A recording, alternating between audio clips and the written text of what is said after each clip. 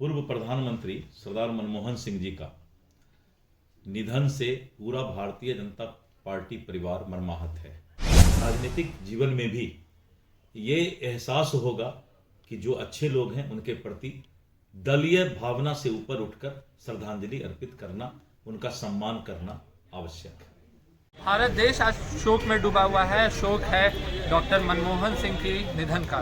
नमस्कार, मैं हूं फलक सिंह और आप देख रहे हैं आगाज एक्सप्रेस। और आज हम मौजूद है बीजेपी कार्यालय में और डॉक्टर मनमोहन सिंह के निधन से लेकर के बीपीएससी में चल रहे आंदोलन पर छात्रों के पर लाठीचार्ज हुई है। और साथ ही साथ में प्रशांत किशोर का जब कल देर रात बड़ा बयान खुल करके सामने आया कि वो बीपीएससी मार्च करने जा रहे हैं, तो क्या कुछ कहते हुए बीजेपी के प्रदेश अध्यक्ष दिलीप जायसवाल कह रहे हैं, आइए एक बार वीडियो को देखिए।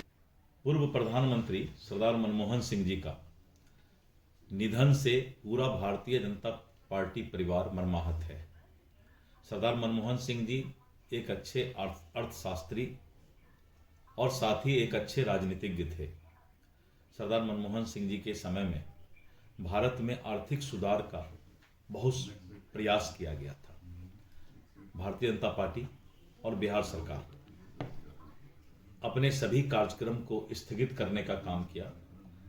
मुख्यमंत्री जी को आज मुजफ्फरपुर में बहुत बड़ा सरकारी कार्यक्रम था, लेकिन मुख्यमंत्री जी ने फैसला लिया कि सरदार मनमोहन सिंह जी के पुण्यात्मा को आज हम श्रद्धांजलि देंगे और किसी भी तरह का सरकारी कार्यक्रम नहीं करेंगे। भारतीय जनता पार्टी भी किसी भी तरह का कार्यालय के बाहर सरकारी या कोई राजनीतिक कार्यक्रम नहीं करेगी। ये स्वस्थ राजनीतिक परंपरा है और इस तरह के परंपरा से राजनीतिक जीवन में भी ये एहसास होगा कि जो अच्छे लोग हैं उनके प्रति दलीय भावना से ऊपर उठकर श्रद्धांजलि अर्पित करना, उनका सम्मान करना आवश्यक है। सर, कल बीपीएससी अभ्यर्थियों को समर्थन देने के लिए प्रशांत किशोर पहुंचे और कहें कि आज जो है बीपीएससी कार्यालय। देखिए, मैं बताता हूँ, इन लोगों का कोई राजनीतिक जनाधार नहीं है और राजनीतिक जनाधार नहीं होने के कारण ये लोग पता करते रहते हैं कि सरकार के खिलाफ कोई आंदोलन हो और सरकार के खिलाफ कोई मामला बने तो इन लोगों का काम है आग में जाकर घी डालना। क्योंकि राजनीति जो पब्लिक के बीच राजनीति करते हैं, आज उनको इस तरह के बीपीएससी के छात्रों के आंदोलन को कभी राजनीतिकरण नहीं होना चाहिए। राजनीतिकरण होने से आंदोलन कमजोर हो जाता है। इसीलिए मेरा एक अनुरोध होगा कि बीपीएससी के छात्र किसी राजनीतिज्ञ को बीच में टपकाने से अच्छा है कि सरकार को अपनी बात रखें। और सरकार और बीपीएससी एक स्वतंत्र इकाई है। आयोग ने बहुत ही संवेदनशील होकर यह फैसला लिया और जो बापू परीक्षा केंद्र में जितने भी बच्चों ने परीक्षा दिया था उसका परीक्षा भी कैंसिल हुआ है और वहां पर एग्जामिनेशन नया लिया जा रहा है। अगर किसी तरह का साक्ष्य दूसरे सेंटर का भी मिलता है तो बीपीएससी जरूर उस पर कार्रवाई करेगी और छात्रों के साथ संवेदनशील विचार के साथ आयोग एवं सरकार है। सर, आत्मदाह कर लिया है एक सोनू नाम का लड़का पालीगंज का, तो लगता नहीं कि कुछ ज्यादा ही बच्चे उग्र हो गए हैं जिसको लेकर? मैं बताता हूँ, बहुत ही दुखद है। किसी भी बच्चा किसी का है तो सबका है। तो इस तरह का अगर आत्मदाह या इस तरह का अगर कोई स्टेप लेते हैं तो सभी को बहुत दुखद है।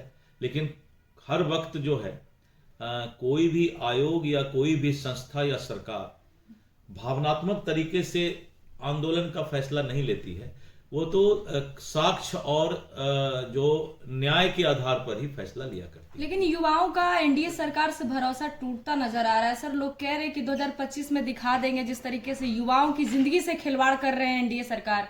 देखिए, मैं बताता हूं आपको, ये शब्द किसी विपक्ष के नेता का हो सकता है। छात्रों को तो इन सब चीजों से कोई मतलब नहीं है कि सरकार हम बदल देंगे। छात्रों को तो मतलब है कि जो सरकार है उससे हम कैसे राहत ले सकते हैं, कैसे बिहार का विकास हो सकता है। युवाओं को इनसे मतलब है। आयोग क्या कार्रवाई करेगी सर? आखिर उनके पक्ष में होगा कार्य? आयोग स्वतंत्र इकाई है। आयोग के बारे में हम लोग कुछ नहीं बोल सकते। एग्जाम को लेकर अभी भी अभ्यर्थी अड़ंग है और कह रहे हैं जब तक तो मैंने कहा ना कि आयोग स्वतंत्र इकाई है और सरकार संवेदनशील है। जब भी कोई साक्ष्य मिलेगा तो निश्चित रूप से छात्र के हित में फैसला लिया जाएगा। जैसा कि आपने देखा और सुना, साफ तौर में उन्होंने शोक व्यक्त किया है और साथ ही में ये भी घोषणा हुई है कि बिहार में 7 दिन तक राजकीय शोक मनाया जाएगा। डॉक्टर मनमोहन सिंह के निधन को लेकर के मुख्यमंत्री नीतीश कुमार ने अपने प्रगति यात्रा को स्थगित कर दिया गया है और बीपीएससी पर जब सवाल पूछा गया तो उन्होंने साफ तौर पर कह दिया है कि जो भी सरकार निर्णय लेगी वो छात्रों के हित के लिए निर्णय लेगी। सरकार जो भी कदम उठाएगी वो सोच विचार करके जो छात्रों के फल में होगा उस पर कदम उठाएगी। धैर्य रखने की अपील की है दिलीप जायसवाल ने। जुड़े रहे हमारे साथ, देखते रहे आगाज एक्सप्रेस। धन्यवाद।